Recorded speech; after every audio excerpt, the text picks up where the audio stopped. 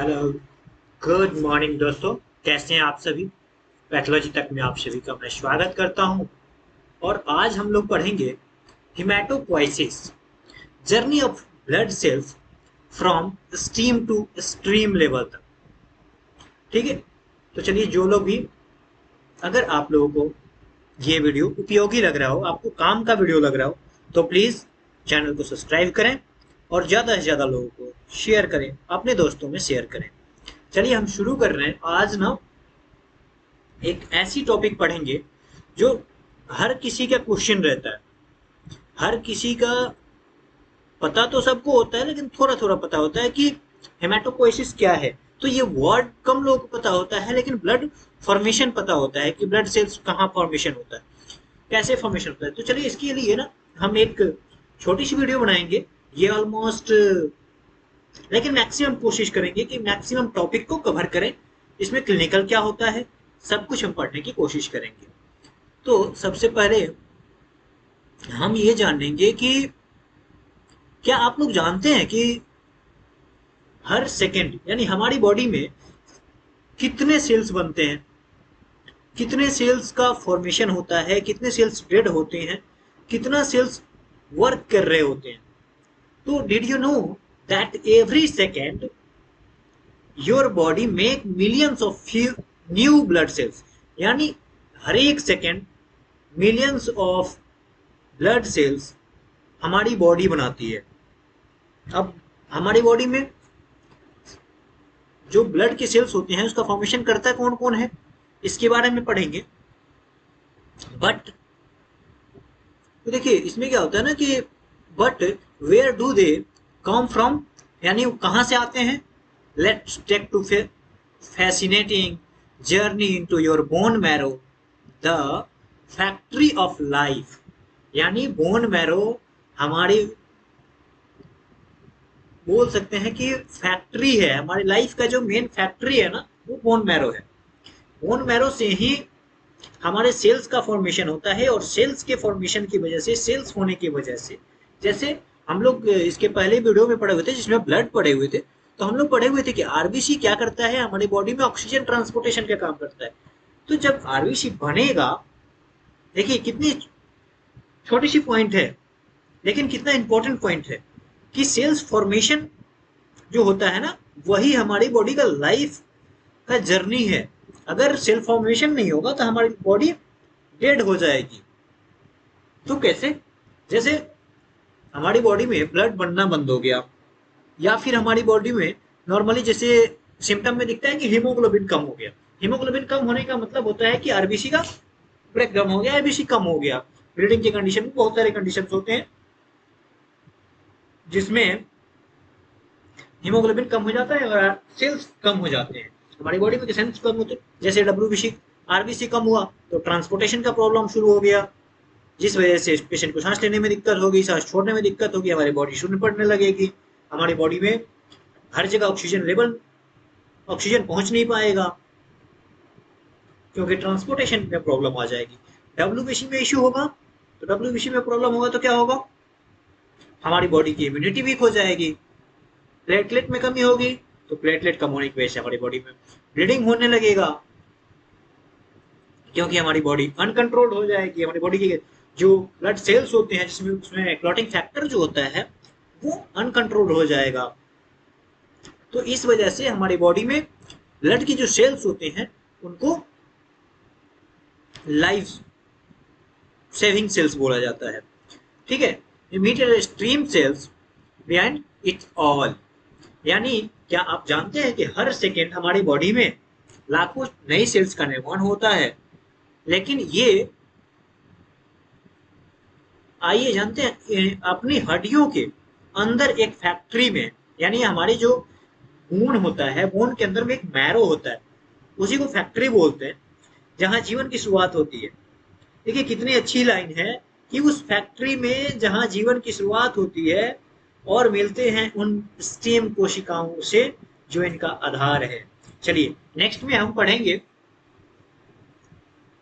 चलिए मिलते हैं उन कोशिकाओं से जो इन सेल्स का आधार है, यानी बेस है। तो चलिए आप लोग रेडी हो जाइए, और जो लोग भी इस जानना चाहते हैं, कि उनसे मिलना चाहते हैं, उन कोशिकाओं से मिलना चाहते हैं, तो वो लोग प्लीज चैनल को सब्सक्राइब करें और ज्यादा से ज्यादा लोगों तक शेयर करें, अपने दोस्त सर्कल में शेयर करें। चलिए हम शुरू करते हैं कि व्हाट इज हिमेटोपोइसिस। हिमेटोपोइसिस क्या है? तो haematopoiesis is the process by which all blood cells are formed. अब ब्लड सेल्स आर फॉर्म्ड यानी हेमाटोपोइसिस वह प्रक्रिया है जिसके द्वारा शरीर में सभी प्रकार के रक्त कोशिकाएं बनती है या बनाई जाती है। उसमें कोशिकाएं कौन कौन सी होती हैं? तो red blood cell, white blood cell and platelet. This life sustaining process that start with a very special cell। यानी हमारी लाइफ की जो शुरुआत होती है, यह प्रक्रिया जो है वो क्या कहलाती है? कोशिका की जो शुरुआत होती है वो क्या कहलाती है और कौन करता है? यह प्रक्रिया एक खास कोशिका से शुरू होती है, उस कोशिका को बोलते हैं haematopoietic cell. This life sustaining process start with a very special cell। यानी हमारी बॉडी में आरबीसी का फॉर्मेशन, डब्ल्यूबीसी का फॉर्मेशन और प्लेटलेट का फॉर्मेशन एक सेल से शुरू होता है और उस सेल को बोलते हैं हेमाटोपोइटिक सेल। ठीक है, चलिए नेक्स्ट हम पढ़ेंगे कि हेमाटोपोइटिक सेल्स जो होता है वो क्या होता है। इसको शॉर्ट में HSC बोला जाता है। HSC मैथ्स बहुत सारे शॉर्ट क्वेश्चंस भी है। HSC फुल फॉर्म दे देता है और ऑप्शन में आपसे क्वेश्चंस पूछ दिया जाता है। तो HSC live primarily in the bone marrow, यानी ये जो लीव कहाँ पे रहता है? प्राइमरली जो साइट है हिमेटोपोइटिक का प्राइमरी साइट कौन सा होता है? Bone marrow. And they are multi-pointed, they can become any two of blood cells, any type of blood cells। These cells have two super power, यानी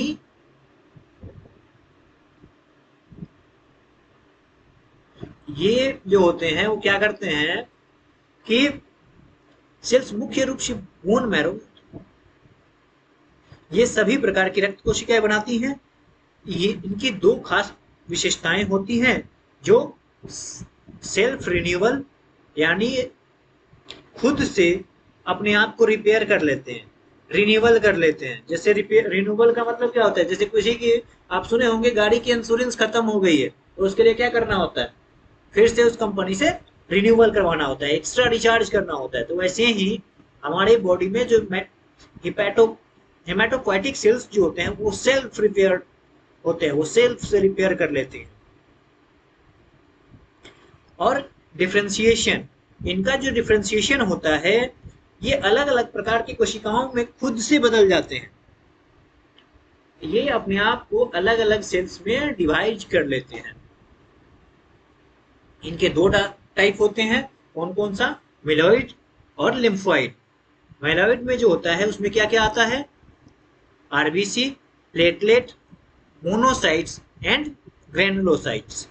और लिम्फोइड्स में आप लिम्फोसाइट्स जो डब्ल्यूबीसी पे पढ़ते हैं, डब्ल्यूबीसी के जो पार्ट होते हैं लिम्फोसाइट्स। लिम्फोसाइट्स में 3 हम लोगों ने पढ़ा हुआ था, जो इसके पहले वाली वीडियो में पढ़ा हुआ है। जो लोग भी वो वीडियो नहीं देखे हैं तो प्लीज चैनल को सब्सक्राइब करें और चैनल पे जाएं। उसमें आपको कंप्लीट डब्ल्यूबीसी काउंट मिल जाएगा। उसमें आपको हम लोग लिम्फोसाइट, मोनोसाइट, बेसोफिल्स कंप्लीटली पढ़े हुए हैं। तो चलिए नेक्स्ट हम एक इमेज के थ्रू देखेंगे कि मिलोइड सेल्स क्या होता है और लिम्फोइड सेल्स क्या होता है और दोनों में डिफरेंस क्या है। तो देखिए, जो सबसे पहले एक haematopoietic cells, stem cells. Haematopoietic stem cells जो हुआ वो 2 भाग में डिवाइड हुआ, कॉमन मिलोइड प्रोजेनेटर और कॉमन लिम्फोइड प्रोजेनेटर। अब देखिए, कॉमन जो मिलोइड हुआ वो मिलोइड 3 पार्ट में डिवाइड हुआ। इसमें बेसिकली 3 क्या 4 भी होता है। न्यूट्रोफिल्स जो है वो मिलोइड पार्ट्स का ही एग्जांपल है। तो रेड ब्लड सेल्स, प्लेटलेट और मोनोसाइट्स। और लिम्फोइड्स में बेसिकली इसमें आपको बेसोफिल स्नोफिल्स भी जो होते हैं, जो भी ग्रेनुलर सेल्स हैं वो मिलॉइड्स में ही आते हैं। और नेक्स्ट लिम्फोइड में कौन कौन से आएंगे, तो बी सेल, टी सेल और एनके सेल। इसके बारे में हम लोग ने पूरे कंप्लीट पढ़ी हुई है इसके पहले वीडियो में कि बी सेल क्या होता है, टी सेल क्या होता है और एनके सेल क्या होता है। चलिए तो इसके बारे में हम आगे पढ़ते हैं कि स्टेज ऑफ डिफरेंशिएशन, यानी कौन से स्टेज में कौन सा डिफरेंशिएशन होता है। तो सबसे पहले हियर हाउ इट वर्क, यानी इसका काम क्या होता है। तो HSC, यानी HSC का फुल फॉर्म हम लोग पीछे पढ़े थे कि haemopoietic steam cell. Haemopoietic steam cell जो होता है मल्टी पोटेंट प्रोजेनरेटर, यानी ये एक मल्टीपल टाइप्स के सेल्स का जनरेटर होता है, इसीलिए प्रोजेनरेटर बोला जाता है इसको। यानी ये बहुत सारे टाइप्स के सेल्स का फॉर्मेशन कर सकता है। बट हमारे बॉडी में कौन कौन से सेल्स का फॉर्मेशन करता है, तो प्लेटलेट और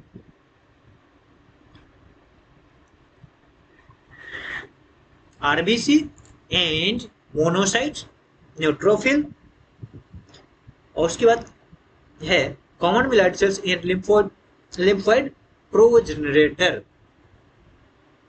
And finally, specific blood cells like neutrophil, lymphocytes, or platelet, they think of it like a flowchart that ends with the different characteristics in your blood working together to keep you alive। यानी चलिए next देखते हैं, एक flow charts के through हम लोग इसको देख सकते हैं जिसमें स्टेम सेल्स का फ्लो चार्ट होता है। अभी हमने अवेलेबल नहीं कर पाए क्योंकि फ्लो चार्ट्स का बनाने का थोड़ा सा इशू हो रहा था। अब देखते हैं नेक्स्ट वीडियो में, हम आपको नेक्स्ट वीडियो शुरू करने से पहले हम उस फ्लो चार्ट में वर्क करेंगे और उस फ्लो चार्ट में हम आपको बताएंगे, दिखाएंगे कि कैसे कैसे होता है। बताने के लिए तो मैंने मैक्सिमम कोशिश किया, जैसे मिलॉइड सेल्स क्या होते हैं, लिम्फोइड सेल्स क्या होते हैं और एक प्रोजेनरेटर क्या होता है। चलिए नेक्स्ट देखते हैं कि इसका क्लिनिकल इंपॉर्टेंस क्या है। ये सबसे इंपॉर्टेंट चीजें हैं कि जो कि मेडिकल और नॉन मेडिकल सब लोगों के लिए है, और जो लोग भी इससे बहुत सारे क्वेश्चंस पूछे जाते हैं।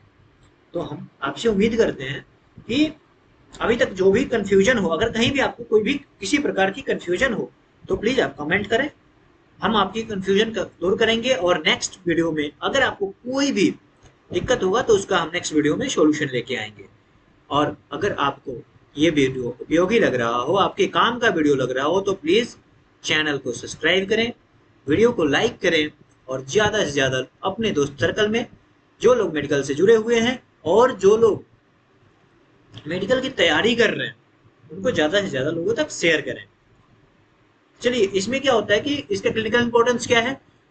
तो when this process goes wrong, disease like leukemia, anemia and immunodeficiency can develop. That is why bone marrow transplant, which restore healthy HSCS यानी स्टीम सेल, ठीक है,